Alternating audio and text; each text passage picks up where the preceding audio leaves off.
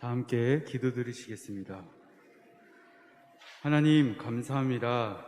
죄인인 우리를 주 예수 그리스도의 보혈로 정결케 하시고 우리를 주님 앞으로 불러주시니 감사합니다. 주여, 우리가 이 세상을 의지하지 않고 주님만 붙잡기 위해 이 시간 나아가오니 우리를 외면하지 마시고 주님의 그 따뜻한 품 안에 품어 주시옵소서. 그리하여 이 차가운 세상을 살아갈 때에 주님의 온기로 살아내게 하여 주시옵고, 또한 우리에게 허락하신 그 온기를 우리에게 허락하신 우리의 이웃에게 전할 수 있는 주님의 자녀 되게 하여 주시옵소서. 감사드리며 예수님의 이름으로 기도합니다. 아멘. 찬송가 280장 천부여 의지 없어서 함께 찬양하시겠습니다.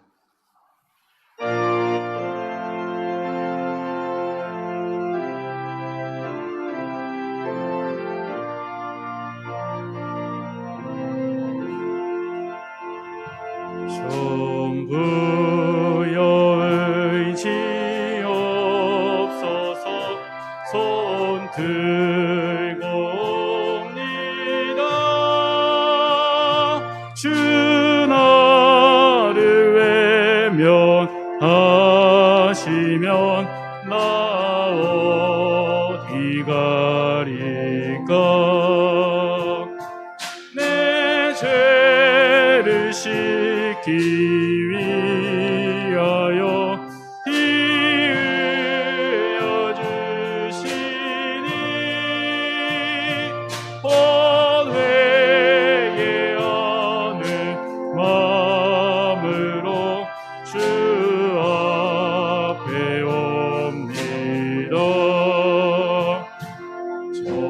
전부터 계신 주께서 영축을 죄인을 보혈로 구해 주시니 그 사랑 한없네. 내 죄를 씻기 위하여 피 흘려 주시니 온 회개하는 마음으로 주 앞에 옵니다. 나 예수 의지함으로 큰 권능 받아서 주님께 구한 모든 것 늘 얻겠습니다. 내 죄를 씻기 위하여 피 흘려 주시니 회개하는 마음으로 주 앞에 옵니다.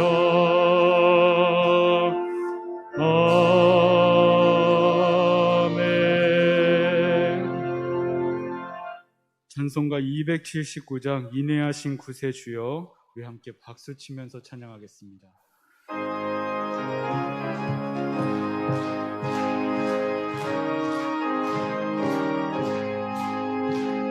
인내하신 구세 주여, 내가 비오니 죄인 오라 하실 때에 날 부르소서. 주여 주여 내가 비오니 죄인 오라 하실 때에 날 부르소서. 자비하신 구자 앞에 울어 엎드려 자복하고 회개하니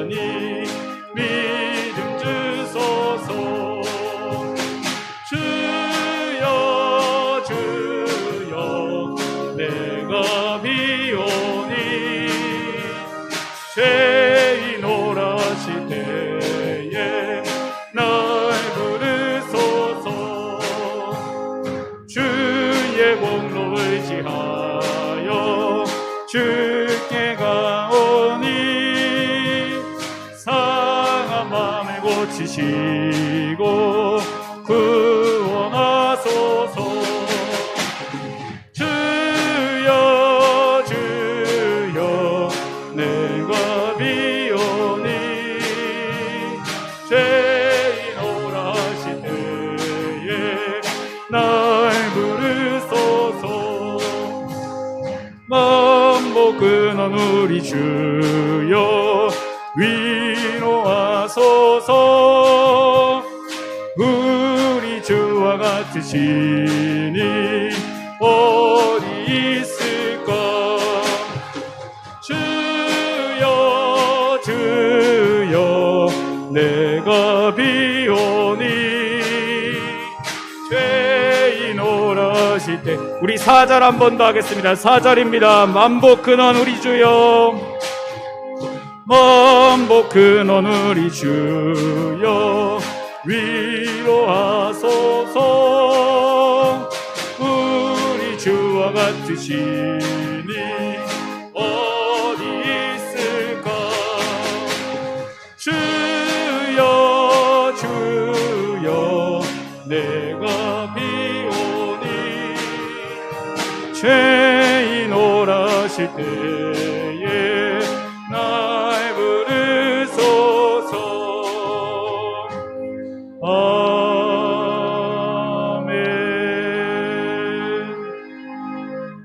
찬송가 270장 변찮는 주님의 사랑과 우리 함께 찬양하시겠습니다.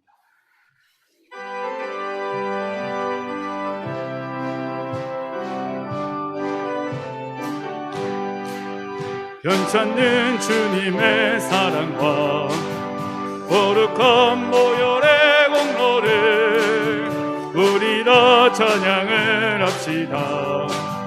주님을 만나볼 때까지 예수는 우리를 깨끗게 하시는 주시니 그의 피 우리를 눈보다 더 희게 하셨네. 우리를 깨끗게 한 피는 무궁한 생명의 물일세.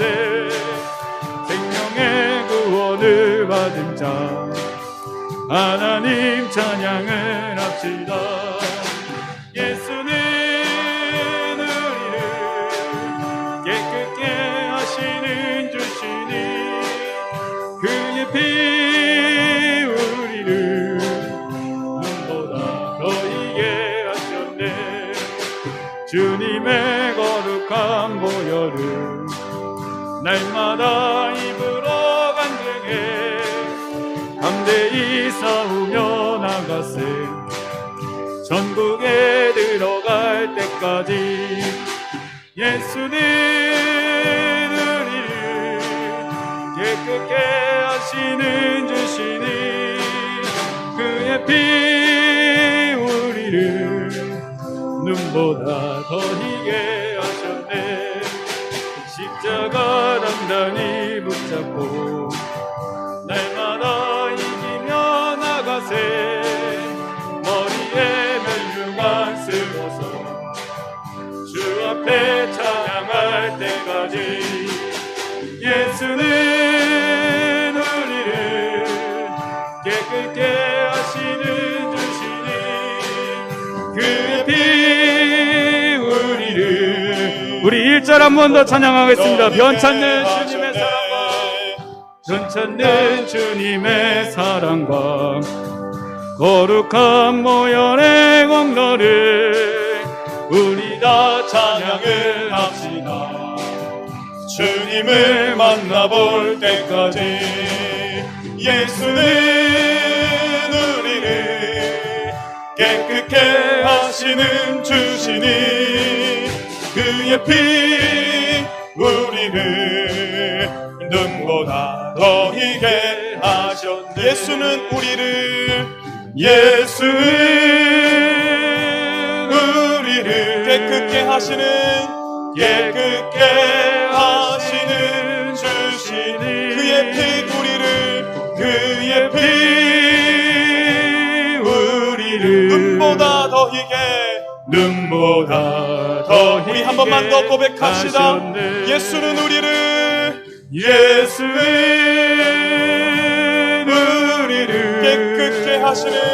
깨끗게 하시는 주신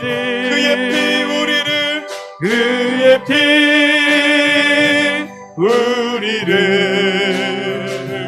눈보다 더 희게 하셨네. 할렐루야. 우리를 깨끗게 하시고 오늘 불러주신 주님께 감사와 영광의 박수를 우리 한번 올려드리겠습니다.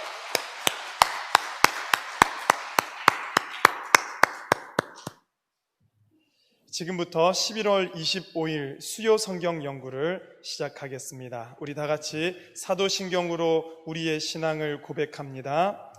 전능하사 천지를 만드신 하나님 아버지를 내가 믿사오며 그 외아들 우리 주 예수 그리스도를 믿사오니 이는 성령으로 잉태하사 동정녀 마리아에게 나시고 본디오 빌라도에게 고난을 받으사 십자가에 못 박혀 죽으시고 장사한 지 사흘 만에 죽은 자 가운데서 다시 살아나시며 하늘에 오르사 전능하신 하나님 우편에 앉아 계시다가 저리로서 산자와 죽은 자를 심판하러 오시리라.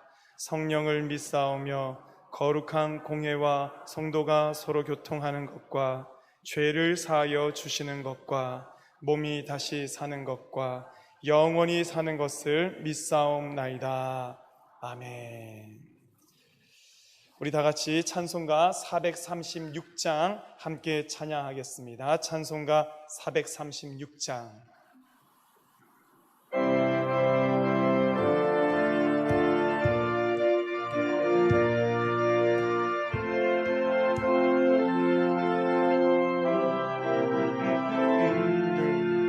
나 이제 주님의 새 생명 얻은 옛것은 지나고 새 사람이로다. 그 생명 내 맘에 강같이 흐르고 그 사랑 내게서 해같이 영생을 누리며 주 안에 살리라. 오늘도 내일도 주 함께 살리라. 주 안에 감추인 새 생명 얻으니 이전에 줬던 것 이제는 값없다. 하늘의 은혜와 평화를 맛보니 찬송과 기도로 주 함께 살리 영생을 누리며 주 안에 살리라.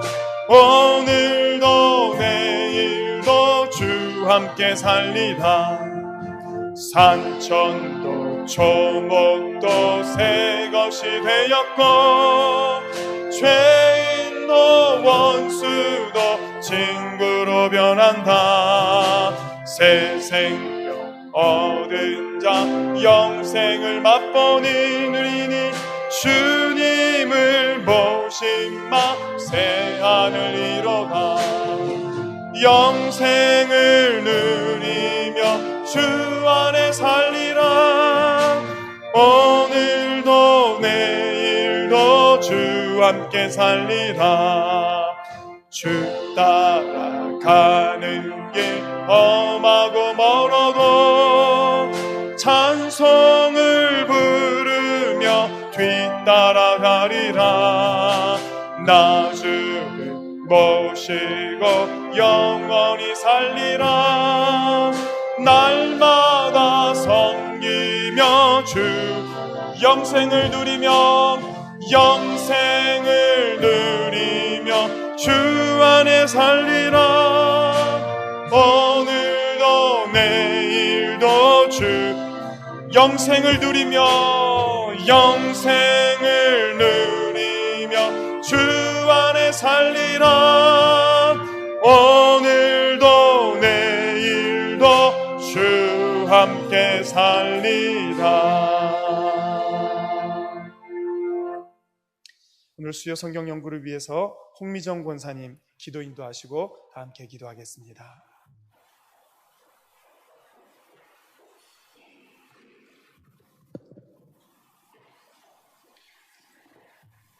사랑하는 아버지 하나님, 주님의 사랑이 얼마나 깊고 큰지 하늘을 두루마리 삼고 바다를 먹물 삼아도 다 표현할 수 없음을 이 시간 고백하오며 감사드립니다. 저희가 무엇이간데 이처럼 사랑하시고 은혜 주셔서 지금까지 인도하셨는지요. 주님 감사합니다. 아멘. 이제 저희들 주님 안에 있으면 새로운 피조물이라 하셨사오니 이전의 모든 죄와 사망의 법에서 완전히 해방된 삶을 살게 하시고 아멘. 오직 참된 그리스도인으로 주의 말씀을 따라 살아갈 수 있게 하여 주시옵소서. 아멘. 코로나19라는 전염병이 저희에게 너무나 두렵고 무섭습니다.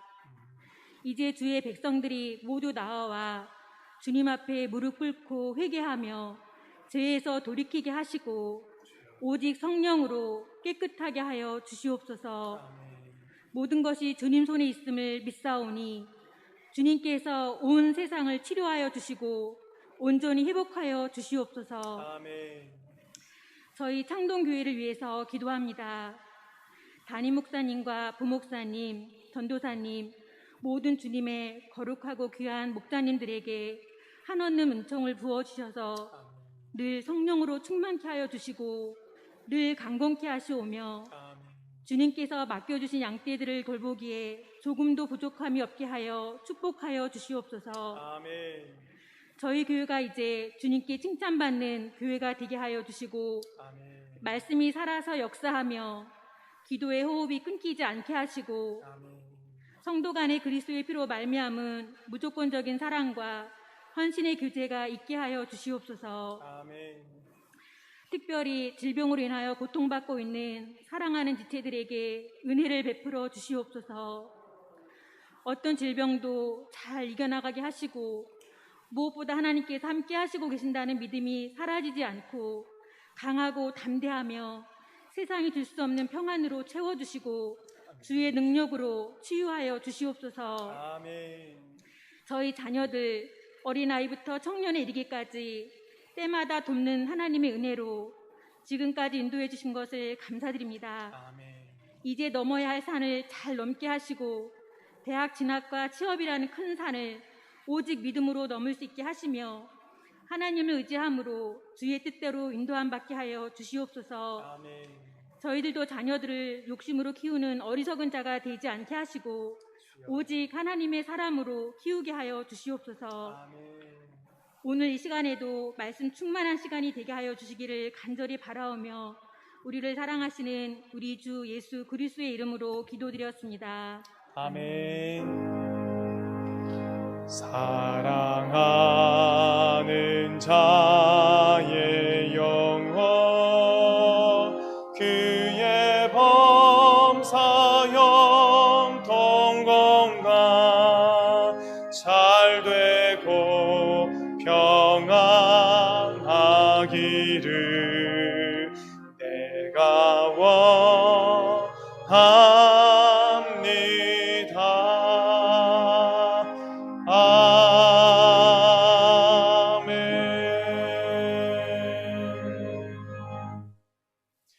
오늘 하나님께서 우리에게 주시는 말씀은 열왕기상 17장 17절부터 24절까지의 말씀입니다. 열왕기상 17장 17절로부터 24절까지의 말씀입니다. 오늘 우리가 함께 보게 될 말씀이 열왕기상 17장의 말씀이 되겠는데요. 그 가운데 있는 제일 마지막 부분에 17장 17절에서 24절, 혹시라도 교재가 없으셔서 자기 앞에 아무것도 없으신 분들은 뒤에 목사님들에게 표해 주시면은 또 가져다 주실 겁니다. 자, 17장 17절로부터 제가 한 절, 여러분들 한 절 번갈아 가며 읽겠습니다. 이 일 후에 그 집 주인 되는 여인의 아들이 병들어 증세가 심히 위중하다가 숨이 끊어진지라.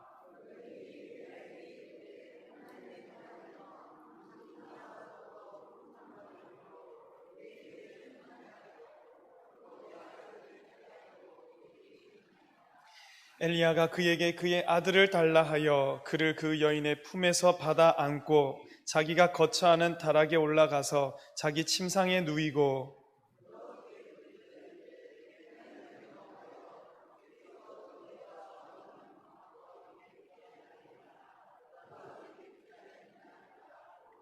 그 아이 위에 몸을 3번 펴서 엎드리고 여호와께 부르짖어 이르되 내 하나님 여호와여, 원하건대 이 아이의 혼으로 그의 몸에 돌아오게 하옵소서 하니,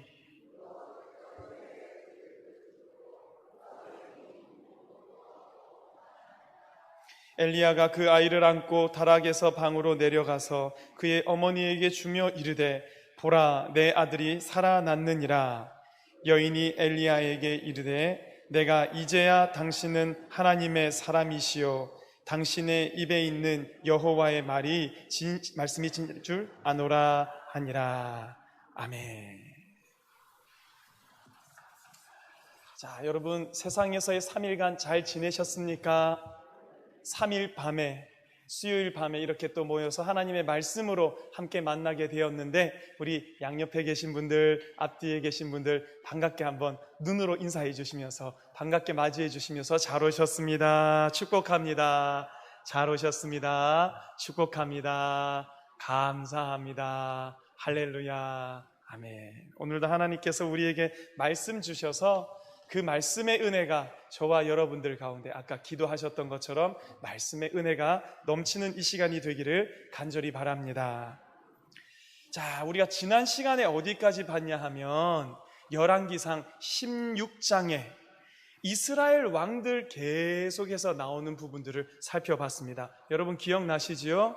그 가운데 한번 따라해 보겠습니다. 오므리 왕조, 오므리로부터 4명의 왕이 계속해서 등장하면서 북이스라엘에서는 참 보기 힘든 왕조를 이루어갑니다. 아시잖아요, 여러분. 북이스라엘에는 하도 쿠데타도 많이 일어나고 모반도 많이 일어나가지고 내 아들대로 그 아들에게로 왕위가 전달되는 것이 쉽지가 않습니다. 여로보암에게서 나답에게로 가고 끊어졌고, 바사에게서 엘라에게로 가고 또 끊어졌고, 엘라에게서 시므리는 7일 만에 끊어졌고, 그 뒤를 이어서 오므리가 왕이 되었는데, 이제 오므리 이 집안만은 오므리 왕조다 할 만한 그런 일들이 이제 시작이 되어지는 겁니다. 그런 역사가 시작되는 건데, 지난 시간에는 우리가 오므리까지 봤습니다. 제 얼굴 잠깐 보시고, 오므리 하시면은 여러분 기억나는 거, 다리 오므리는 거 말고 오므리 하면 기억나는 거 여러분 있습니까? 세상적으로 보기에 오므리가 대단한 왕이었다고 했습니까? 별 볼 일 없는 왕이었다고 했습니까?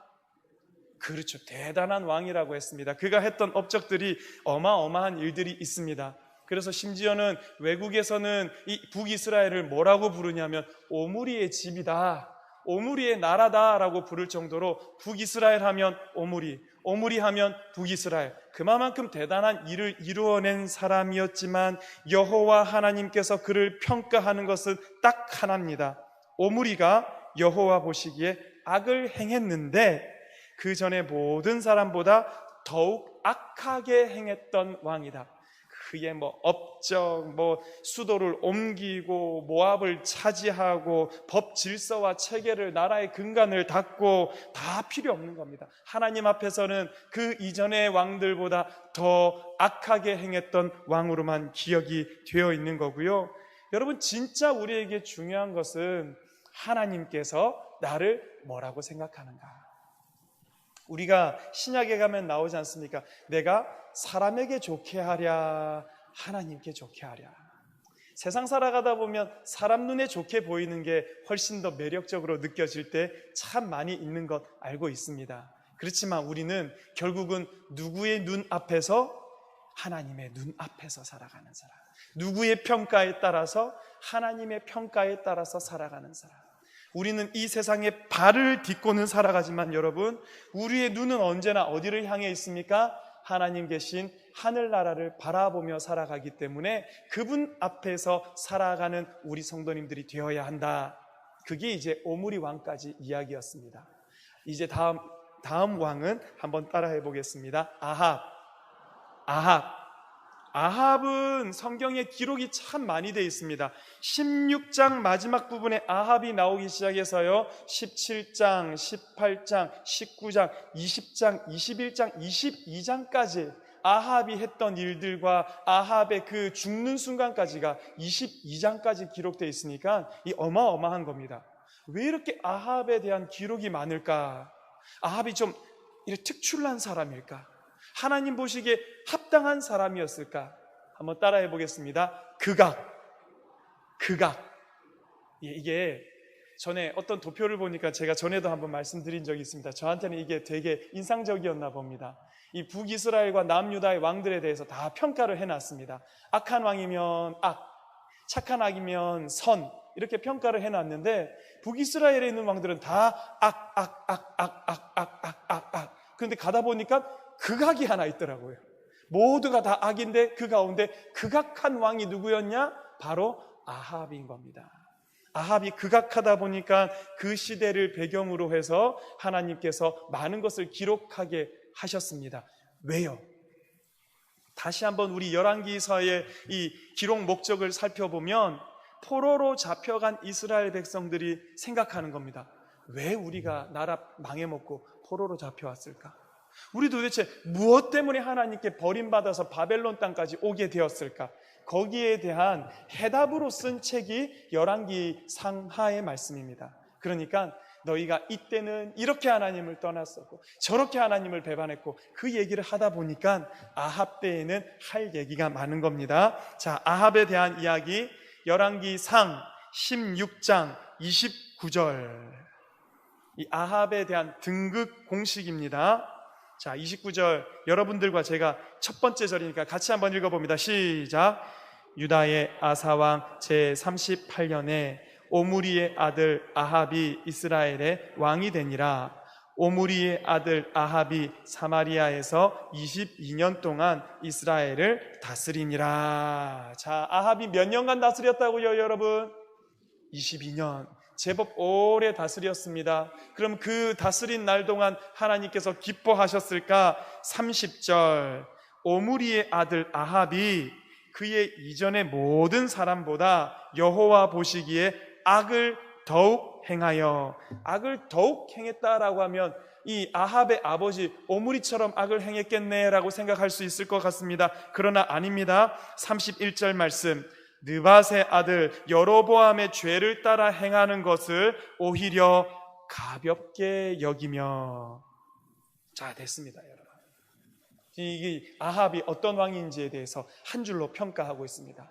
다른 왕들보다 더욱 악하게 행했다라고 했습니다. 북이스라엘 사람들에게 악한 기준이 되는 왕이 누구였습니까? 여로보암. 따라해 볼까요? 여로보암이 악한 왕이었습니다. 여로보암의 길로 행했다 그러면 아유, 이 사람도 악하게 행했구나. 그런데 이 아합은 여로보암의 죄를 따라 행하는 것을 오히려 가볍게 여길 정도였다. 그러니까 극악한 왕이 된 겁니다. 그러면서 그 뒤에 누구가 나오냐면 아합의 장인 어른의 이름이 나옵니다. 시돈 사람의 왕 앱바알의 딸 이세벨을 아내로 삼고 가서 바알을 섬겨 예배하고. 자, 이렇게 기록이 되어 있습니다. 여러분 보세요. 왜 시돈 사람에게서 이 아내를 맞이했는지를 우리가 생각해 봐야 합니다. 북이스라엘. 자, 상상해 보십시오. 북이스라엘. 그럼 남쪽에 있는 나라는 뭡니까, 여러분? 남유다. 북이스라엘, 남유다. 북이스라엘 위쪽에 있는 나라가 있습니다. 아자로 시작해서 람자로 끝나는 이 나라의 이름은 아람. 이 아람이라는 나라가 우리나라로 치자면 늘 제가 전에도 말씀드렸네요. 일본 같은 나라입니다. 늘 옆에 있으면서 우리랑 대대로 싸우는 나라. 남쪽에 있어서는 그런 나라가 또 누구냐면 블레셋이라는 그런 민족이 계속해서 남유다를 괴롭히는, 북쪽에는 그런 아람이라는 나라가 있습니다. 강합니다. 그리고 자꾸만 북이스라엘 쳐들어오려고 합니다. 그러다 보니까 북이스라엘의 왕이 누구랑 동맹을 맺냐면 역시 북쪽에 있는 나라 시돈이라는 나라와 동맹을 맺는 겁니다. 이 둘이 동맹을 맺어놓으면 어떻습니까? 아람이라는 나라가 시돈을 공격하면 북이스라엘이 옆에서 찔러주고, 아람이 북이스라엘을 공격하면 시돈이 옆에서 아람을 찔러주고, 동맹을 맺어놓으니까 이 두 나라가 안전하게 거할 수가 있는 겁니다. 그렇겠죠, 여러분? 이 철저하게 사람의 생각과 정치적이고 역학적인 그런 구조에 의해서 결정된 것이 뭐냐면 그 정략 결혼이었겠죠. 그래서 시돈 사람의 왕 엣바알, 이 엣바알이라는 것 자체가 이름의 뜻이 에트라는 단어와 바알이라는 단어가 합쳐진 겁니다. 바알이면 우리가 아는 그 바알신 맞습니다. 에트 바알은 뭐냐 하면 바알과 함께 하는 자. 자기 이름에 아예 우리나라 이름으로 하면 뭐라고 해야 됩니까? 사탄과 함께라는 이름을 가진 그런 사람은 없겠죠. 김사탄과 함께 뭐 이런 사람 없겠지만요, 이름에 그런 뜻이 다 적혀 있는 겁니다. 엣바알 하면 바알과 함께 행하는 자다라는 이름을 가지고 있습니다. 우상 숭배의 근원지였고요, 바알 신앙이 거기서부터 전 그 주변 나라들로 퍼져가고 있는 그런 근원 역할을 하고 있었는데, 그 엣바알의 딸 이세벨도 역시 바알이라는 이름이 들어가 있습니다. 이 바알제불에서 제붑이 나왔는데요, 이 제불에서 세벨이 나왔습니다. 그래서 이세벨이라는 이름 안에는 바알이라는 이름이 뜻이 들어 있습니다. 열렬한 바알의 숭배자라는 뜻을 가지고 있는 겁니다. 이름에 이런 바알이라는 이름이 들어가 있으면 볼장 다 본 거죠. 그러니까 이 이세벨과 결혼하면서 시돈이랑 정치적인 그런 동맹관계를 맺고, 그러면서 그 나라에 무슨 신앙이 들어오기 시작하냐? 바알 신앙이 들어왔다라는 겁니다. 물론 북이스라엘 이전 왕들도 우상을 숭배를 했습니다. 금송아지도 섬기고 몰렉도 섬기고 그모스도 섬기고 섬겼습니다. 그런데 그 북이스라엘 이전 왕들은 여호와와 이방신을 겸하여서 섬겼습니다. 뭐 이것도 잘한 거 없죠, 여러분. 그런데 이 아합이 되면서는 아예 국교 자체를 바알 숭배를 자기 나라 국교로 정한 겁니다. 그리고는 본격적으로 하나님을 믿는 선지자들을 박해하고 죽이고 쫓아내고 그와 같은 일이 그 땅 가운데 행해진 겁니다. 이거 하나님이 기뻐하실 수 있겠습니까? 그러면서 사마리아에 건축한 바알 신전 안에 바알을 위하여 제단도 쌓고 아세라상도 쌓고 다 이렇게 만들어 놓은 겁니다. 그러니까 아합 때부터 시작해서 바알 신앙이 본격적으로 북이스라엘을 덮어 나가기 시작했다, 암흑기가 시작되었다라는 것입니다. 그랬더니 33절 하반절에 뭐라고 적혀 있냐면, 그는 그 이전의 이스라엘의 모든 왕보다 심히 이스라엘 하나님 여호와를 노하시게 하였더라. 하나님을 경노하게 만들었던 왕이 이 아합이라는 것입니다. 자, 여러분, 그렇습니다. 근데 이 아합의 시대에 우리가 이제 17장, 18장, 19장, 20장, 21장, 22장, 열왕기하 1장, 2장까지 나오는 선지자가 있습니다. 한번 따라하겠습니다. 엘리야 선지자 여러분 너무 잘 아시죠? 주의 선지 엘리야 병거 타고 하늘에 올라가던 일을 기억합니다. 예, 구약의 제일 처음에는 모세고 그 가운데에는 엘리야고, 대단한 사람으로 우리가 알고 있는 그 엘리야가 어느 때에 사역을 했냐? 아합 왕 때에 역사를 하고 하나님의 뜻을 그 땅 가운데 보였다. 여러분, 이게 뭘 의미하는 것 같습니까? 가장 극악한 왕이 그 땅을 다스리면서 하나님 아닌 온갖 죄악으로 그 땅을 더럽히고 있는 그곳에서 하나님은 뭘 하셨다는 겁니까?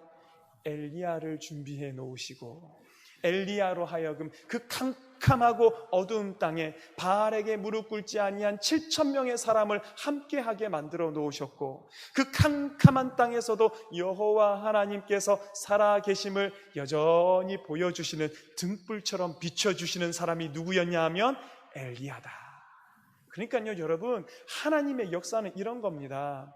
우리가 이전에도 살펴봤지만 여로보암, 나답, 바사, 엘라 이 왕 때에 물론 선지자들이 몇 명 나옵니다. 아히야라는 왕도 나왔고 하나냐라는 선지자도 나왔고 아히야라는 선지자도 나왔고, 그런데 엘리야하고는 죄송하지만 좀 급이 다르죠.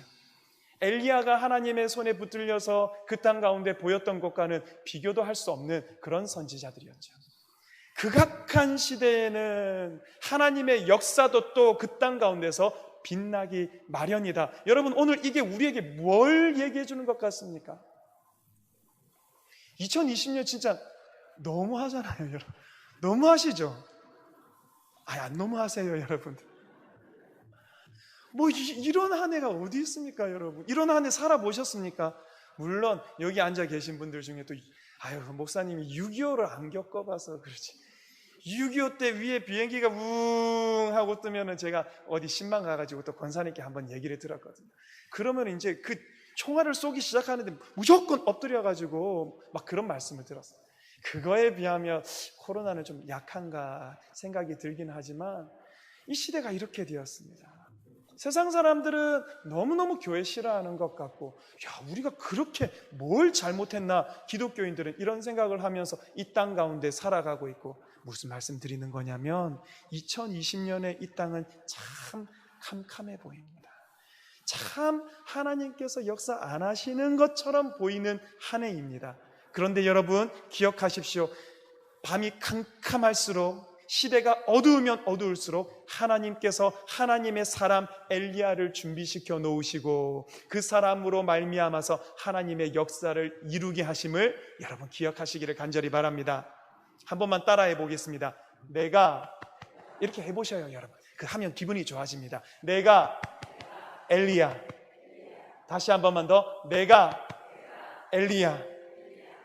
오늘 내가 엘리야라고 하셨던 모든 성도님들 한 분 한 분이 진짜 엘리야처럼 이 땅을 반짝반짝 밝히시고 빛내주시는, 하나님의 역사를 이 땅 가운데 이루시는 그런 성도님들 되어주시기를 부탁드리겠습니다.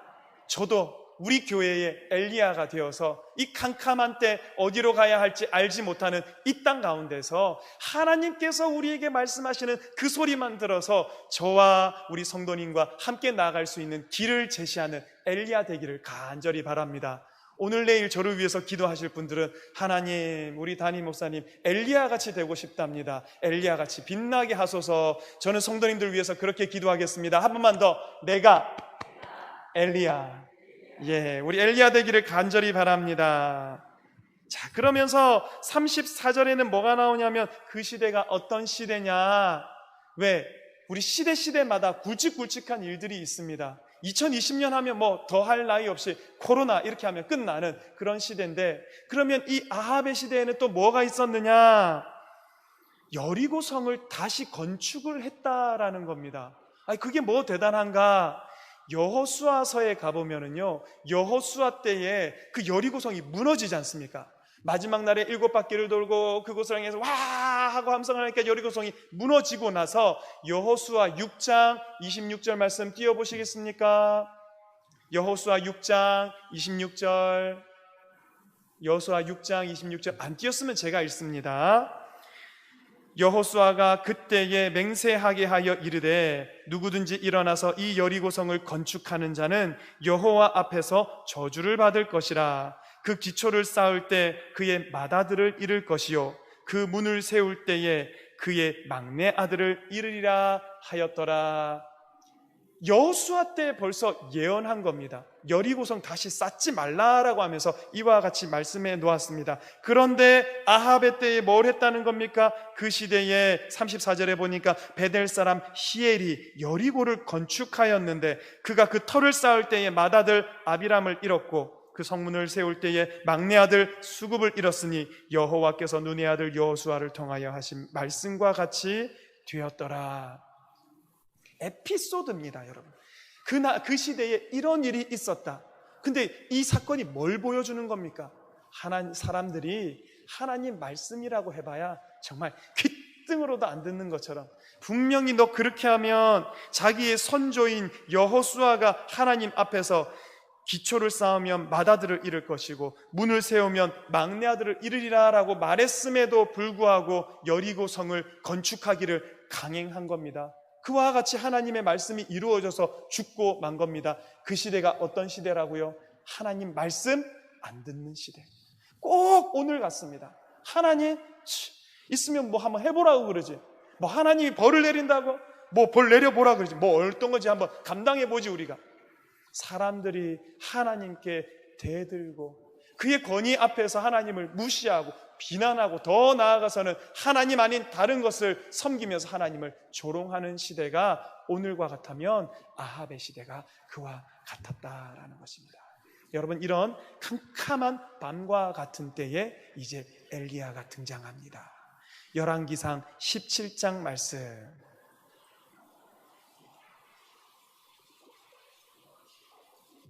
1절 같이 한번 읽어보겠습니다. 시작. 디셉 사람 엘리야가 아합에게 말하되 내가 섬기는 이스라엘의 하나님 여호와께서 살아계심을 두고 맹세하노니 내 말이 없으면 수년 동안 비도 이슬도 있지 아니하리라 하니라. 아멘. 이게 엘리야의 처음 등장입니다. 어디 사람이라고요, 여러분? 디셉이라는 지방에 사는 엘리야가 그 당시에 서슬퍼르고 극악한 왕 아합에게 찾아가서 말하는 겁니다. 내가 섬기는 이스라엘의 하나님 여호와께서 살아계심을 두고 맹세하노니 내 말이 없으면 수년 동안 비도 이슬도 있지 아니하리라 하니라. 여러분, 또 요즘 세상 물정 모르시는 분이 이거 말씀 보면 뭐 비 안 오면은 수돗물 받아서 하면 되고, 목마르면 생수 사서 마시면 될 거고, 안 되면 정수기 물로 하면 뭐 이런 얘기 하시면 안 됩니다. 여러분, 북이스라엘은 요단강, 야복강, 우리가 이름 아는 몇몇 강을 제외하고는 와디라고 그래서요, 그 강을 와디라고 부릅니다. 마른 하천이에요. 그러니까 이 하천은 뭐냐면 가끔씩 비가 올 때만 홍수처럼 물이 확 쏟아지다가 흘러가다가, 그리고 그 비가 그치고 나면 그 민수기 말씀해 보면은, 신명기 말씀해 보면은 이 땅은 물을 삼키는 땅이다라고 얘기를 하거든요. 물이 금방 빠져버립니다. 석회질로 되어 있고, 그래서 이게 물을 머금고 있다가 물을 계속해서 뱉어내는 땅이 아니라 물이 금방 없어져 버립니다. 그러니까 그 땅에는 농업 용수를 구하기가 쉽지 않은 거예요. 생활 용수를 구하기도 참 어려운 땅입니다. 그래서 그 땅이 뭐라고 얘기를 하는 겁니까? 하늘만 쳐다봐야 되는 땅인 겁니다. 하나님께서 9월, 10월, 11월에 내려주시는 이른비를 안 내려주시면요, 파종을 할 수가 없습니다. 땅이 딱딱하게 굳어서. 3월, 4월 달에 내려주시는 늦은 비를 안 내려주시면 마지막에 얘가 마지막에 이제 그 열매와 과실이 탱글탱글하게 자라야 할 그때에 수분이 없어서 못 자라서 제대로 된 추수를 할 수가 없는 곳입니다. 그러니까 이 이스라엘이라는 땅 자체는 하나님만 바라보며 살아갈 수밖에 없는 땅, 하늘이 물을 내려주지 않으면 그 땅의 모든 경제활동이 올스톱되는 그런 곳이라는 거예요. 그런데 지금 엘리야가 뭐라고 얘기를 한다고요? 내 말이 없으면 수년 동안 비도 이슬도 있지 아니라. 이슬도 참 중요하거든요. 이 밤에 내렸다가 아침에 맺혀 있는 그 이슬로 식물들이 자랄 수 있는데 그 이슬조차도 없게 될 것이다. 너희들이 쓸 수 있는 물은 내가 말하기 전까지는 전혀 없다라고 얘기를 하는 겁니다. 여러분, 이 말이 이제 아합의 귀에 들린 겁니다. 아합이 이 말을 안 좋게 여기는 게 당연하겠죠. 왜 그럴까요? 아합은 아까 무슨 신을 섬기는 왕이라고 그랬죠? 바알. 바알이 뭐 하는 신인데요? 농경의 신이 바알입니다. 이 가나안 땅에 들어간 이스라엘 백성들이 필연적으로 바알 신앙을 섬기게 된 게, 이 바알 신앙에 자꾸만 마음을 빼앗긴 게, 그들이 농경의 신이라고 그러면서 비는 우리 바알이 내려주시는 거야. 하늘에서 기분이 막 좋아가지고 내려주시는 그 물이 바로 비인 거야. 이때가 되면 바알이 아마 비를 내려주실 거야. 모든 그들이 농사 지으며 살아가는 그 문화 자체가 바알을 섬기는 문화 가운데서 이루어지고 있는 겁니다. 하나님이 비를 안 내려주실 거다라는 이 생각과 바알이 농사를 주관하면서 이 땅에 비를 내려주시는 신이라는 것과 이 둘 사이가 지금 충돌하고 있는 겁니다. 그러니까 아합이 이 엘리야를 가만히 둘 수가 없는 거지요. 그러니까 하나님께서는 후속 조치를 합니다. 여호와의 말씀이 엘리야에게 임하여 이르시되 너는 여기서 떠나 동쪽으로 가서 요단 앞 그릿 시냇가에 숨어라. 아합이 너를 찾아서 너를 해하려 할 것이기 때문에 숨으라 라고 얘기하고 뭘 보내주십니까? 하나님께서 까마귀를 보내십니다. 우리 동네에 보니까 까마귀가 좀 있더라고요. 아세요, 성도 여러분? 예, 까 하면은 우리한테는 별로 안 좋은 새인데 엘리야한테는 안 그렇죠. 왜? 까마귀가 아침에도 떡과 고기를, 저녁에도 떡과 고기를 실어다가 날라주는 새가 까마귀였기 때문에 그에게는 어찌 보자면 생명줄과도 같은 새가 까마귀였을 겁니다. 하나님께서 그 새를 통해서 울기 시작하면 아침밥 올 때가 됐구나. 또 저녁에 되어서 시작하면 죄송합니다. 한 번만 더 할게요.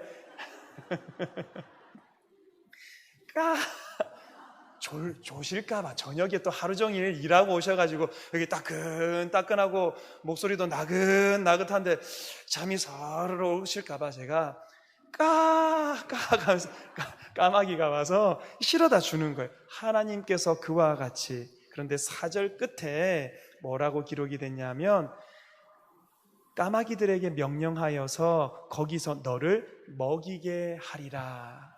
성도 여러분, 성경을 읽다 보면은 단어 하나하나에 사실은 감동받고 은혜를 받습니다. 하나님이 우리를 먹이시는 분이시구나. 알고 있었죠. 하나님이 우리를 살리신다고, 더 큰 것도 주관하신다고 다 알고 있는데, 근데 여러분, 하나님께서 아침 저녁으로 먹을 것을 공급하시면서 이 한 선지자 엘리야에게 그것이 끊어지지 않게 계속해서 보내시고 주목하여 바라보시고 지키시고 인도하시고. 할렐루야. 세상이 캄캄해져도 물이 끊어져도 그 땅의 경제 활동이 올 스톱 되어도 성도 여러분, 우리를 먹이시는 여호와 하나님 있음을 잊지 마시기를 바랍니다. 우리 그것 믿는 믿음이 떨어지면요, 우리가 세상에서 제일 불쌍한 사람입니다. 하나님은 어정쩡하게 믿으면서 또 세상에서는 활개치면서 마음대로 살지도 못하고 늘 하나님 손이 쥐인 것처럼 살아가고 제일 불쌍한 사람입니다. 근데 우리가 세상에서 제일 강한 사람이 되는 길은 여호와 하나님을 온전히 의지할 때, 할렐루야, 하나님께서 우리를 먹이시는구나 라고 우리가 믿음으로 받아서 하나님께서 오늘도 먹이실 거야, 내일도 내년에도 하나님께서 먹이실 거라는 믿음을 가지고 나아갈 때 하나님께서 우리의 삶을 이 땅 가운데서 가장 당당한 인생으로 만들어 주신다라는 거죠. 자, 그래서 잘 먹고 마시며 살았습니다. 시냇물을 마셨습니다. 그런데 7절 말씀에 보니까요, 땅에 비가 내리지 아니하므로 얼마 후에 그 시내가 마르니라. 아니, 이 시냇물 없으면은 엘리야 죽는데 이제 시냇물마저도 급기야 말라버린 겁니다. 하나님께서 엘리야를 그러면 더 이상 안 돌보시는 걸까요? 우리는 여기서 또 발견합니다. 분명히 그릿 시냇가로 도망가라고, 거기에서 몸을 숨기고 살으라고 하신 분도 여호와 하나님이신데, 하나님께서 인도하시는 그 삶에도 언제나 위기도 찾아오고 고난도 찾아오고 힘든 일도 찾아오고 예상치 못한 안타까운 일들로 두려워하고 당황스러운 일들이 찾아온다라는 것입니다. 그런데 여러분, 8절 말씀을 우리가 같이 읽을 건데 8절 앞에다가 그리고를 넣어서 읽을 거예요. 여러분, 우리말로는 해석이 안 되었지만 원래 원어에는 그리고가 들어있습니다. 같이 한번 읽어봅니다. 시작. 그리고 여호와의 말씀이 엘리야에게 임하여 이르시되. 자, 보세요. 7절 안 띄워주셔도 됩니다. 7절에는 땅에 비가 내리지 아니하므로 얼마 후에 그 시내가 마르니라. 그리고 여호와의 말씀이 엘리야에게 임하여 이르시되 너는 일어나 시돈에 속한 사르밧으로 가라 말씀하시는 거예요. 여러분, 이게 뭘 지금 여러분들께 제가 강조해서 읽어드린 거냐면, 하나님께서 도피하라고 하신 그 그릿 시냇가에도 고난 찾아왔고 물도 끊기고 살아갈 수 없는 환경이 만들어져 버렸습니다. 아유, 하나님께서 나를 버리신 건가? 하나님을 믿고 여기까지 따라왔는데 어떡하라는 건가? 그런데 그 일이 있자마자 그리고 여호와의 말씀이 엘리야에게 임하여 이르시되 너는 일어나서 또 다른 곳으로 가라. 내가 거기에 무언가를 예비해 놓았다. 하나님께서 인도하신다라는 것입니다. 우리 이것도 한번 따라해 보겠습니다. 하나님께서 인도하신다. 네, 우리가 시험 당할 즈음에 또한 피할 길을 내사 너희로 능히 감당케 하시니라. 할렐루야. 여러분, 이 은혜가 우리에게 있으면 좋겠습니다. 분명히 여러분들의 삶에 이 은혜가 있거든요. 모르고 지나가면 그냥 어떻게 내가 살아왔지. 그런데 어느 날 뒤돌아서 은혜의 눈으로 내 삶을 바라볼 때가 되면 하나님이 저렇게 인도하셔. 이 절대로 오지 못할 이 길을 하나님께서 나를 여기까지 인도하여 데려다 놓으셨구나. 할렐루야. 하나님께 영광과 감사를 올려드릴 때가 분명히 있을 텐데 우리 인생이 그럴 때가 참 많아야 됩니다. 그러니까 여러분 너무너무 바쁘고 급하게 살아가지 마시고, 저는 그렇게 하나님께서 행하신 일을 발견하는 시간이 예배의 자리, 예배의 시간이라고 생각합니다. 하나님 앞에 나와서 때로는 찬양을 부르다가 주의 은혜라 주의 은혜라 지금까지 지내온 것, 이게 주님의 은혜였구나. 할렐루야, 아멘. 이렇게 하나님께 올려드리시고, 우리 삶의 곳곳에 하나님께서 만들어 놓으신 그 은혜의 흔적들을 발견하시고 그 은혜를 고백하며 감사함으로 이 길을 걸어가셔야 한다라는 것입니다. 왜냐하면 하나님은 엘리야만 사랑해서 인도하시는 것이 아니라 오늘 저도 여러분들도 다 사랑하셔서 한 사람 한 사람을 세밀하게 인도하시거든요. 그 이야기가 이제 계속해서 나옵니다. 자, 그래서 어디로 가라 하시냐? 시돈에 속한 사르밧으로 가서 거기 머물라. 내가 그곳 과부에게 명령하여 내게 음식을 주게 하였느니라. 하나님께서 이미 예비를 해 놓으셨다는 거예요. 그런데 어느 땅으로 가라고요, 여러분? 시돈. 아까 시돈 땅의 왕 이름이 뭐였죠? 엣바알. 그의 딸의 이름이 뭐였죠? 이세벨. 네. 시돈 땅으로 하나님께서 가라고 하셨어요. 그 바알 신의 고향, 바알 신의 원산지로 왜 하나님께서 굳이 그곳으로 가라고 하셨을까? 나중에요, 여러분, 이 아합 왕이 비를 안 내리게 한 것 때문에 이 앙심을 품고 엘리야를 온 땅을 찾아서 헤맵니다. 3년 반 동안이나 찾아서 헤맵니다. 못 찾습니다. 왜 못 찾을까요, 여러분? 엘리야는 시돈 땅에 가서 숨어 있어. 거기 있을 줄은 몰랐지? 요런 색. 그게 첫 번째. 그 성경에는 안 나와 있습니다, 여러분. 우리 성경을 연구하는 사람들과 제가 한번 같이 생각해 보는 겁니다. 그래서 시돈 땅에 보내놓으셨나? 다른 하나는 또 이것도 있습니다. 북이스라엘이 원래는 하나님의 백성들인데 하나님을 믿는 사람들이 없는 거예요. 나중에 엘리야가 뭐라고 한탄하면서 고백하냐면, 하나님, 이 땅 가운데 당신 믿는 사람이라고는 저 하나밖에 안 남았습니다. 얼마나 힘든 줄 아세요? 하나님께 이렇게 한탄을 하면서 얘기를 합니다. 물론 하나님은 바알에게 무릎 꿇지 않은 자 7,000명 붙여놨다라고 말씀하시지만 눈에 안 보일 정도로 그 땅에는 하나님의 사람이 없는 거예요. 이 엘리야 한 사람을 봉양해주고 이 엘리야 한 사람을 먹일 만한 믿음의 사람이 없었기 때문에 참 하나님도 씁쓸한 마음을 가지고 그 시돈 땅에 사르밧에 있는 과부에게로 엘리야를 보내셔야만 했을까? 이게 2번. 마지막 세 번째는 저는 개인적으로는 3번이 제일 마음에 듭니다. 시돈 땅, 우상의 땅, 바알의 땅. 그러나 그 땅 가운데서도 여호와 하나님이 진짜 하나님이다라는 것을 드러내시기 위해서 엘리야를 바알까지, 시돈까지 보내놓으신 것이 아니겠는가. 여러분들은 이 세 가지 중에서 다 신학적으로는 문제가 없습니다. 여러분들이 원하시는 대답을 하시기를 원하는데 어떻게 3번으로 우리 교회는 합의를 그렇게 하실까요? 네. 그 땅에 하나님의 사람이 없고 하나님은 바알의 고향인 시돈 가운데에서도 여호와 하나님이신 것을 드러내시고자 엘리야를 그곳까지 보내셨다. 그러면서 여러분, 그 땅에서 있었던 일, 이제까지 신앙생활 하시면서 설교 말씀 통해서 많이 들어봤을 겁니다. 갔더니 한 과부를 만나게 됩니다. 하나님은요, 분명히 그곳 과부에게 명령해서 너에게 음식을 주게 하였다라고 말씀하셨거든요. 그래서 믿고 갔는데 읽어보면 사실 아니에요. 저도 이 부분을 읽는데 하나님 도대체 왜 그러셨을까 의아한데, 그 땅에 갔더니 한 여인이 나뭇가지를 줍고 있습니다. 아, 이 사람이 하나님께서 예비해 놓으신 과부구나. 그래서 그 여인을 불러서 청하건대 그릇에 물을 좀 담아가지고 와서 나로 하여금 마시게 하라.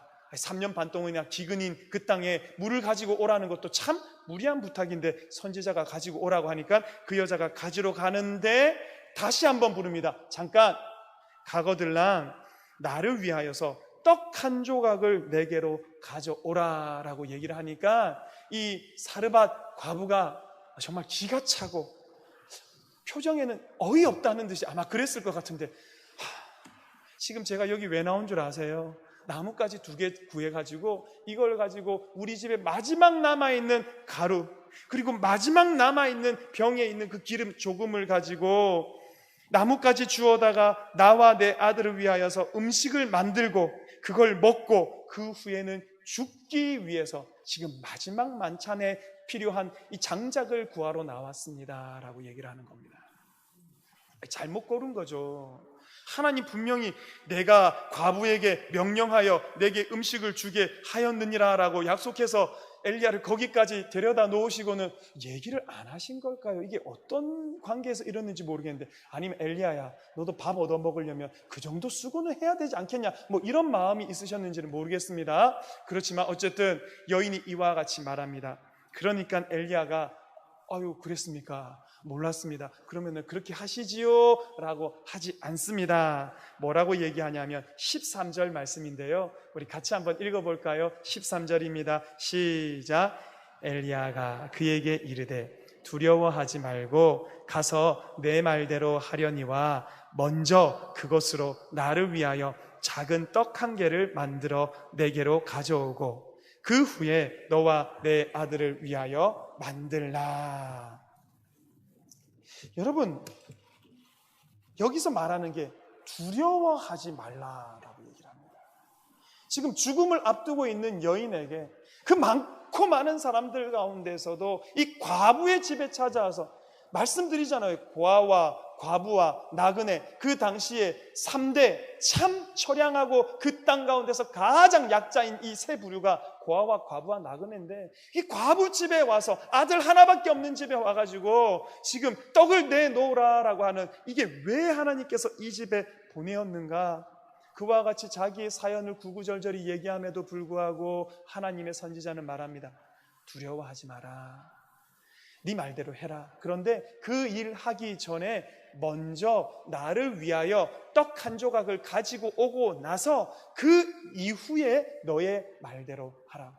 야, 엘리야 말귀 못 알아듣네. 분명히 통에 가루 한 움큼밖에 없고 병에 기름 조금밖에 없다고 했는데, 이거면 자기 떡 구워주면 이 아들과 과부가 먹을 떡이 없음에도 불구하고 두려워하지 마라. 여러분, 무슨 말씀이 생각이 났냐 하면, 저는 신약에 가면 예수님께서 그 달리다굼 고칠 때에 두려워 말고 믿기만 하라, 이 말씀이, 이걸 읽는데 탁 떠오르는 겁니다. 아, 하나님 믿는 건 이거구나. 따라 해볼까요? 두려워 말고 믿기만 하라. 예, 하나님은 늘 우리에게 이걸 원하시는 거예요. 형편 안 됩니다. 그렇게 하면 안 돼요. 지금 아들이랑 자기랑 먹고 왜 그런 거 있잖아요. 이제 이게 마지막 만찬이다. 우리 이거 하나 맛있게 먹고 우리 그 다음은 죽는 거다. 죽을 날 기다리는 거다. 여러분 아시잖아요. 그 마음으로 지금 이 만찬을 준비하고 있는 집에 가가지고 두려워하지 말고 믿기만 하라. 너의 형편이 안 되는 것도 알지만, 네가 그럴 만한 여유가 없는 것도 알지만, 상황이 안 그런 것도 알지만, 그러나 주님은 늘 우리에게 말씀하시는 겁니다. 두려워 말고 믿기만 하라. 할렐루야. 여러분, 그리고요, 이와 같이 주께서 우리에게 요구하실 때 두려워하지 않고 믿음으로 순종하는 그 사람은 하나님께서 보호하시는 줄 믿으시기 바랍니다. 그게 여러분 우리 믿는 자들의 이 땅에서 살아가는 방식인 것도 여러분 꼭 기억하시기를 간절히 바랍니다. 저는 정말 하나님께서 그 손길들로 인도해 주셨어요. 제가 전도사로 있을 때요, 이 전도사로 있는 교회가 자그마한 교회였습니다. 한 200여 명 난지 참 행복하고 좋은 교회였는데 제가 그 교회에 9년을 있었어요. 있다 보니까 그 교회에 있었는데 나중에는 나는 이제 다른 교회 가기 글렀다. 이제 부목사가 되고 가야 되는데 다른 데 갈 용기가 안 나는 겁니다. 아무 데도 못 갈 것 같고. 그런데 이제 가야 되고 상황이 그렇다 보니까 이제 원서를 쓰기 위해서 다른 교회를 알아보는데 저기 분당에 있는 구미교회라는 곳이 있어요. 거기 보니까 전도 담당할 목사를 뽑는 거예요. 부목사를 뽑는 자리였는데 제가 어느 날 그걸 보고는 무슨 용기가 들었는지 그 교회에 제가 이메일을 보냈습니다. 저는 전도사인데요, 혹시 넣어봐도 될까요? 제가 원서를 넣었어요. 아니, 원서를 넣은 게 아니라 이메일을 보냈더니 전화가 왔더라고요. 거기 부목사님이 자기 목사님한테 얘기를 해봤더니 그래 뭐 원서는 한번 넣어보라고 그러셨다고. 그래서 제가 용기를 가지고 원서를 냈습니다. 갔더니 면접까지 오게 해주셨어요. 면접을 보기 위해서 5명이 기다리고 있는데 그 중에 3명은 목사님이 와서 기다리고 있더라고요. 저랑 다른 전도사님 한 분이 와 계셨어요. 그리고는 면접을 보고 나서 제가 그 교회 뽑히게 되었고요. 그리고 이제 그 교회에서 안수를 받고 부목사가 되었는데 하나님은 전혀 기대할 수 없었던, 사실은 여러분 그렇습니다. 목사 뽑는 자리에 전도사가 지원하는 게 굉장히 이례적인 일이에요. 자기네 교회에서는 한 번도 그런 일이 없었는데 전도사님은 어떻게 이렇게 모시게 되었다 이런 얘기를 하는데 누가 하셨을까요, 여러분? 하나님 하셨어요. 네, 아멘, 감사합니다. 그리고 나서 그 목사님이 저 칭찬해 주셨어요. 진흙 속에서 보석을 발견했다, 이렇게 제 자랑해서 죄송합니다. 네. 칭찬을 해주셨는데요. 우리 하나님은 두려워 않고 하나님을 믿음으로 하나님의 뒤를 한 걸음 한 걸음 뚜벅뚜벅 따라가는 인생은 결코 하나님께서 내치시지 않는 여호와 하나님. 할렐루야. 여러분 믿으시기 바랍니다. 그래서 이 어려운 집에 가게 하셨나 봅니다. 이 가루가 많이 남았을 때 엘리야를 보낸 것도 아니고 마지막 가루를 남겨놓은 그 순간에 엘리야를 보내셨나 봅니다. 이 여인이 무슨 마음이 들었는지 그 첫 번째 떡을 구워서 엘리야에게 가지고 와서 그에게 드립니다. 그랬더니 여러분 어떻게 되냐면 15절 16절 제가 읽어드릴게요. 그가 가서 엘리야의 말대로 하였더니, 다시 말하자면 순종하였더니 그와 엘리야와 그의 식구가 여러 날 먹었으나 여호와께서 엘리야를 통하여 하신 말씀같이 통의 가루가 떨어지지 아니하고 병의 기름이 없어지지 아니하니라. 할렐루야. 하나님의 말씀은 반드시 이루어집니다. 여러분 믿으시기 바랍니다.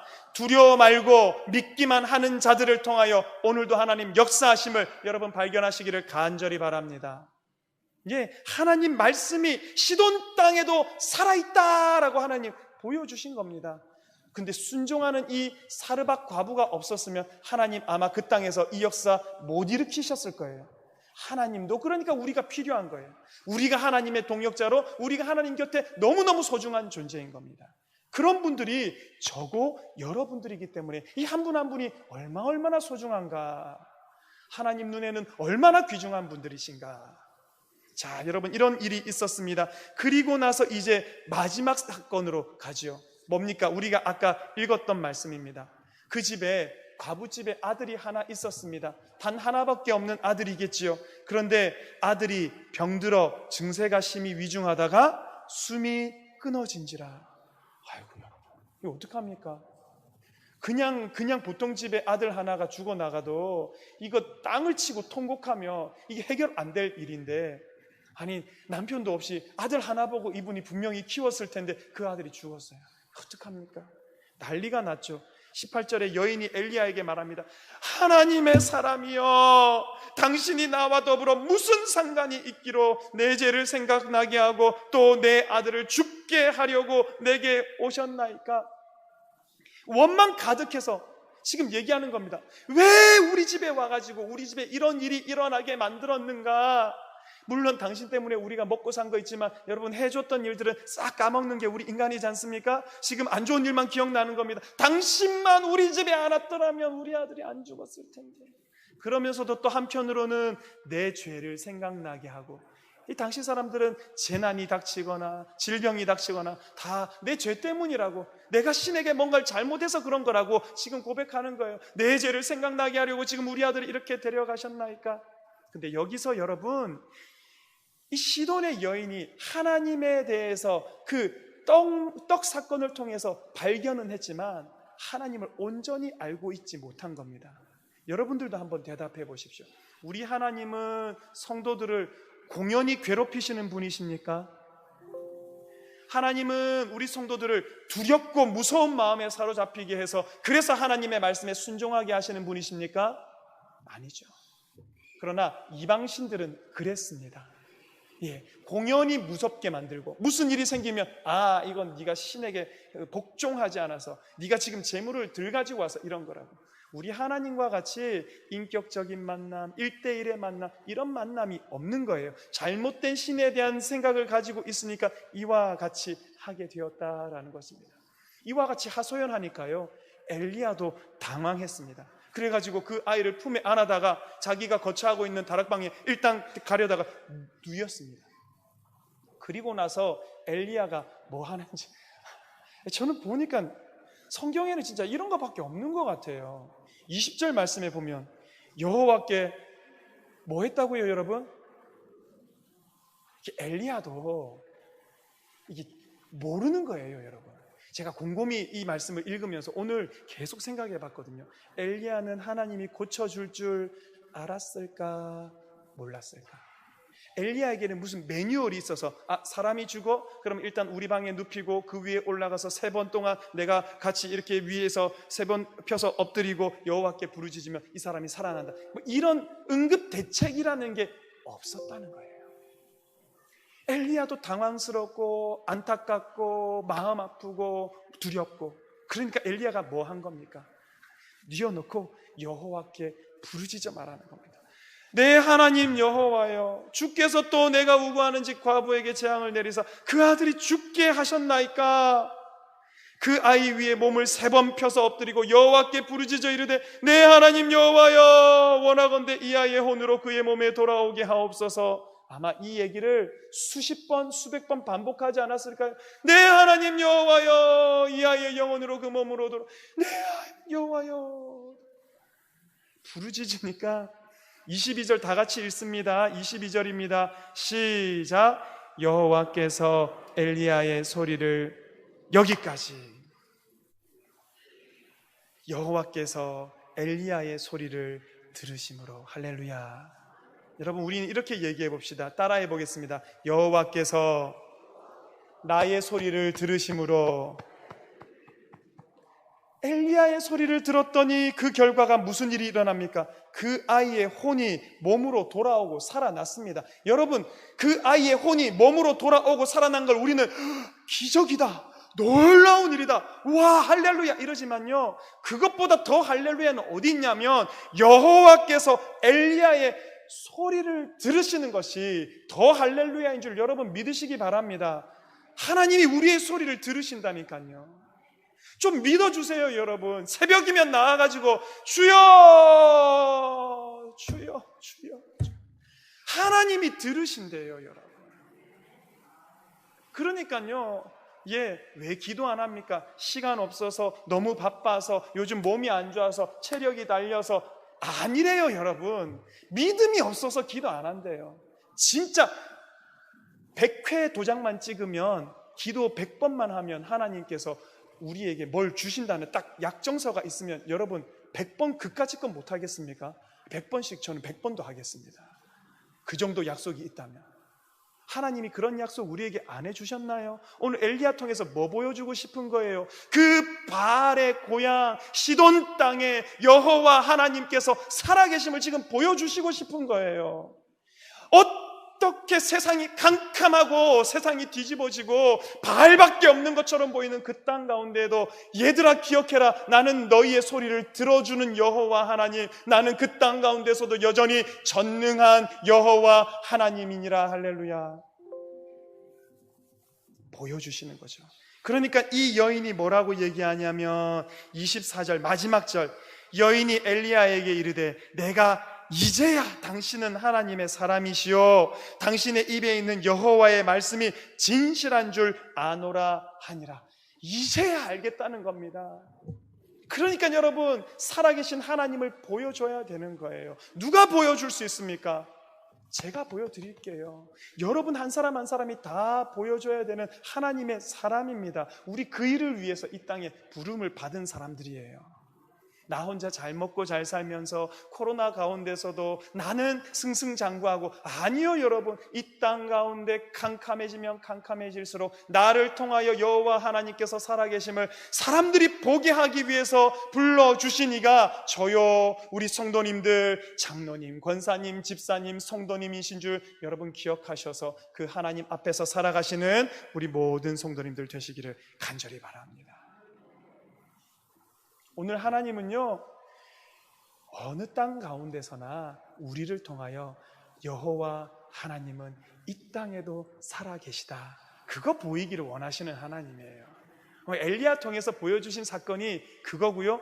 다음 주 되면 이제 갈멜산 사건입니다. 갈멜산 사건도 다 마찬가지입니다. 다음 주 예고편입니다. 다음 주 오시는 분들만 제가 살짝 알려드릴 텐데, 보면은 열왕기상 18장 39절 말씀에 보면, 여러분 열왕기상 18장 39절, 다음 주 이 시간입니다.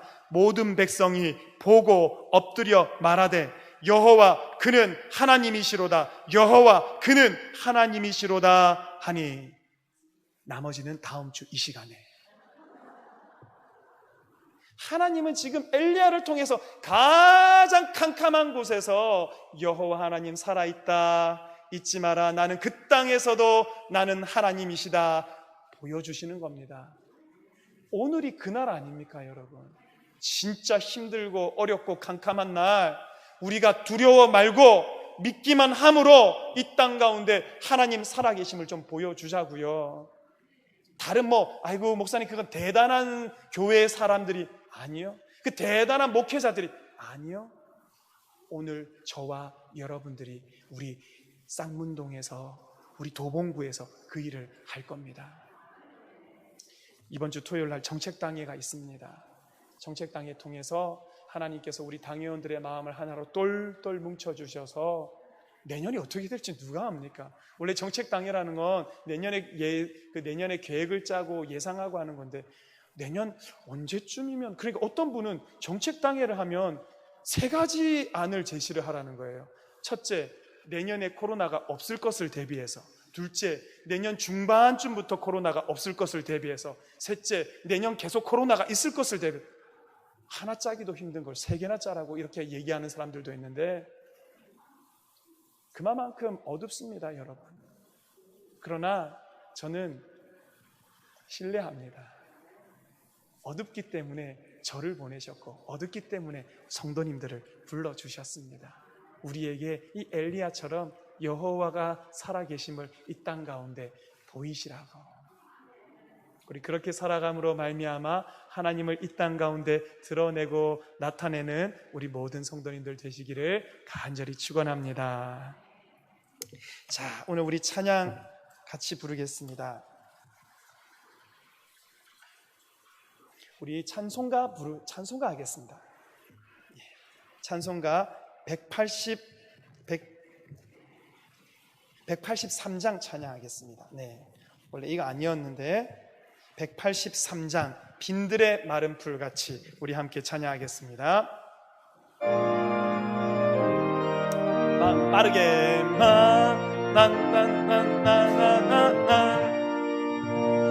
빈들의 마른 풀같이 시들은 나의 영혼, 주님이 약속한 성령 간절히 기다리네. 가물어 메마른 땅에 담비 단비를 내리시는 성령의 단비를 부어 새 생명 주옵소서. 반가운 빗소리 들려 산천이 춤을 추네. 봄비로 내리는 성령 내게도 주옵소서.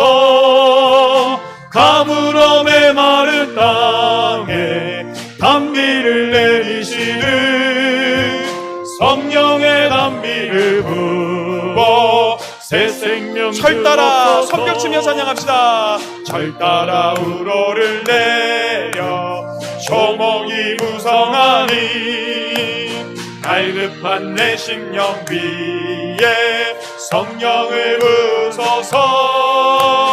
가물어 메마른 땅에 단비를 내리시는 성령의 단비를 부어 새 생명 주옵소서. 참되신 사랑의 언약 어길 수 있사오랴. 오늘의 흡족한 은혜 주실 줄 믿습니다. 가물어 메마른 땅에 단비를 내리시는 성령의 단비를 부어 새 생명 가물어 메마른 땅에 가물어 메마른 땅에 단비를 내리시는 성령의 단비를 부어 새 생명 주옵소서. 할렐루야, 할렐루야. 우리 시간 함께 기도할 때에 하나님, 오늘 가물어 메마른 것 같은 이 땅 가운데에도 두려워 말고 믿기만 하는 우리들을 통하여 하나님께서 살아계심을 보이실 줄로 믿습니다. 주여, 우리가 여기 있사오니 나를 사용하여 주시옵소서. 주여, 제가 주님 앞에 엘리야 되기를 원하오니 사용하여 달라고 우리 주님의 이름을 한번 부르고 다 같이 통성으로 기도하며 나가겠습니다. 주여, 할렐루야. 우리 하나님 아버지여, 내가 여기 있습니다. 하나님 아버지, 우리가 여기 있습니다. 하나님 아버지, 우리를 통하여 일하시기를 기뻐하시는 여호와 하나님 아버지께서 오늘 가운데 역사하실 줄로 믿사오니 하나님, 우리를 사용하여 주시옵소서. 아버지, 제가 엘리야 되기를 원합니다. 하나님 아버지, 두려움 없이 하나님 담대함으로 나아가고 하나님 아버지, 머뭇거림 없이 하나님 아버지 앞에서 살아나가는 제가 엘리야 되기를 원합니다. 주여, 우리를 통하여 주의 놀라운 일을 행하여 주시옵소서. 하나님, 우리 안에 역사하여 주시옵소서. 하나님 아버지, 제가 아버지 엘리야입니다. 하나님 아버지, 우리 성도가 엘리야입니다. 하나님 아버지, 아버지께서 살아계심을 이 땅 가운데에 하나님 아버지 놀랍게 역사하는 우리 모든 성도들 되게 하여 주옵소서. 우리 하나님 아버지, 인도하여 주시옵소서. 우리 하나님 아버지, 역사하여 주시옵소서. 우리 성도들 가슴 속에서 일하여 주시옵고 하나님 아버지, 오늘도 하나님 우리 하나님 바라볼 때마다 감사와 찬양 우리의 음성을 들어 주 앞에 나아가게 하여 주시옵소서. 우리 예배 시간에도 10의 1조로 하나님 아버지 앞에 드린 손길이 있습니다. 주께서 기뻐 받아 주실 줄을 믿습니다. 기도하겠습니다.